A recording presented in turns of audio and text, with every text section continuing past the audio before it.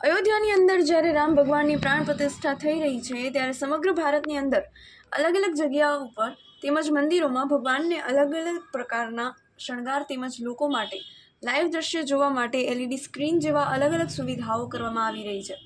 તેને લઈને આજરોજ જામનગરમાં વાલકેશ્વર મહાદેવ મંદિર ખાતે ભારતીય જનતા પાર્ટીના અધ્યક્ષ વિમલભાઈ કગથરા તેમજ દેવભૂમિ દ્વારકાને જામનગરના સાંસદ પૂનમબેન માડમ અને વિસ્તારના કોર્પોરેટર પૂર્વ મેયર અને પક્ષના કાર્યકર્તાઓ અને વિસ્તારના લોકો દ્વારા આ રામ ભગવાનની પ્રાણ પ્રતિષ્ઠાના લાઈવ દ્રશ્યો એલઈડી સ્ક્રીન ઉપર નિહાળવામાં આવ્યા હતા।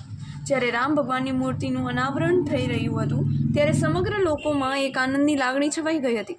જામનગરના અલગ અલગ વિસ્તારમાં અયોધ્યાની અંદર પ્રાણ પ્રતિષ્ઠા મહોત્સવને લઈને સમગ્ર જામનગરમાં અનેરો ઉત્સાહ છવાઈ ગયો છે। ત્યારે કોઈ અનિયતિ દુર્ઘટના ન બને કે આવરા તત્વો કોઈની ખુશીમાં ભંગ ન નાખી શકે તે માટે જામનગર પોલીસ અધિક્ષક દ્વારા સમગ્ર જામનગર જિલ્લા તથા શહેરમાં ચુસ્ત બંદોબસ્ત કરાવવામાં આવ્યો હતો। પોલીસ દ્વારા 2 દિવસની કડી સુરક્ષા તેમજ નાઇટ પેટ્રોલિંગ અને જરૂર પડતી જગ્યા ઉપર ચુસ્ત બંદોબસ્ત કરવામાં આવી રહ્યો છે, જેનું નિરીક્ષણ કરવા માટે પોલીસ અધિક્ષક જામનગર એસપી પ્રેમ શુભ ડેલુ દ્વારા સુરક્ષાની નિરીક્ષણ કરવામાં આવ્યું હતું।